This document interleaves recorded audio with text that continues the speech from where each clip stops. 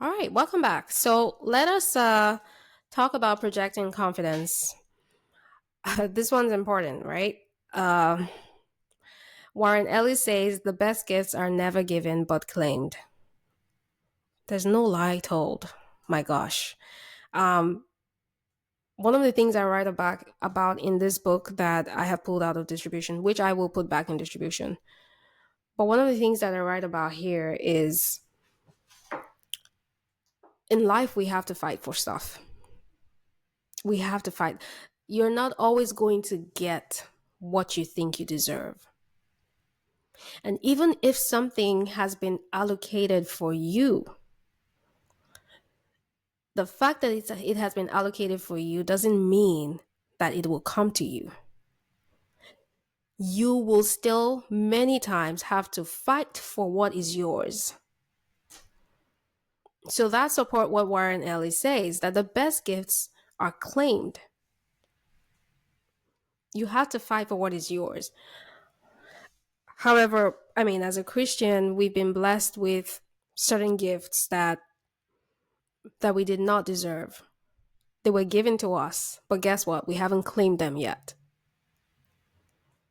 God has given us so many gifts. Someone says, "Oh, we didn't claim anything. We didn't work for it. It was a gift." Yes, it was a gift. But it is possible for somebody to give you a gift and for you to not accept it or receive it. And that's where a lot of us are hanging right now. We've been given gifts, we've been given blessings. We just haven't claimed them yet. So you have to fight for what is yours and you have to take it.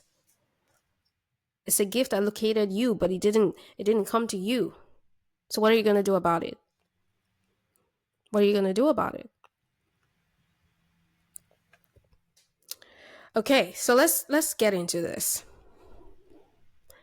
When we talk about projecting confidence, it is the key to an exceptional interaction. And if we're presenting great ideas with a lack of control, then the message being delivered will not be strong, rather. Neither will it be effective. And because confidence demonstrates trust and commitment, which is essential for building professional relationships or any kind of relationship or anything at all, it is important to project it. And it shows a sense of intelligence and capability, allowing others to become engaged in what you're saying. So, projecting confidence is beneficial in every aspect of our lives. And there are many ways to cultivate an image of confidence and to gain respect from those around us. Interviews and first impressions. There are many elements that contribute to a successful interview.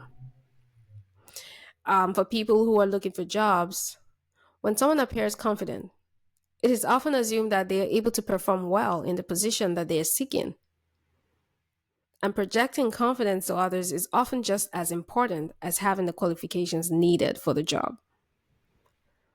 A lot of people have gotten jobs that they had no business being employed for because they didn't have the skills that were necessary to make the job happen. But because they had confidence and they appeared confident and they were able to influence the other people to think that they knew what they were doing because of how confident they were, they got the job. There are various ways that you can demonstrate confidence in first impressions or interviews or just meetings or networks or whatever. Smile and relax. Have a calm expression. Dressing appropriately for the position is one. Maintaining natural and steady eye contact is another. Again, firm handshake. Then doing deep breaths. And the reason that deep breaths are important is that they help to recenter your mind and they help to form clear thoughts for you. Prepare and rehearse as well. Think about possible questions that can be asked and go find answers for those questions ahead of time. Okay? In the case of networking, which can be very beneficial for your career as a person or for your business or for you as a brand. It's usually a chance to associate with people who share a common interest with you, right? And when it comes to successful networking, confidence has a large influence. Networking with confidence can take time to get used to, but the benefits of expanding your network is worth it. And again, you can get some tips to network with confidence, like smiling, like keeping a straight posture, like speaking clearly and speaking loudly, like staying present and connected, like making eye contact, like setting clear goals for networking. Because it's important for you to know why you even want to get yourself out there in the first place. So you don't waste your time and you don't waste the time of other people, right? And then presentations, when you're doing presentations, um, confidence is also very necessary. It's very valuable, right? The first 30 seconds of your presentation are the most important. After a strong start, it is easier to continue with confidence. If you don't start strong, it messes everything else up for you. So, there are some effective techniques to help you display confidence when you're making presentations, whether that's to a business prospect or as an employee or to a partner or to an investor. Rehearse your presentation. Me, I love to listen to good inspirational songs before the presentation. Energize yourself. Listen to great, powerful spiritual gospel songs and stay centered. Be aware of your body language. Smile, keep an open posture, maintain eye contact with your audience. Dressing as well, speaking confidently is again important, and keeping a positive outlook. Now, when it's virtual, you're meeting people virtually, um, it has become increasingly important to project confidence because this person is not in the same room with you. So you have a little bit more work to do.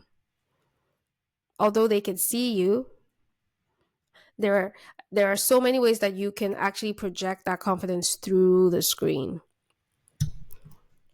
And it will demonstrate professionalism to those who you're networking with. It allows you to be unforgettable. Okay? And it can be difficult to appear confident with a powerful demeanor virtually.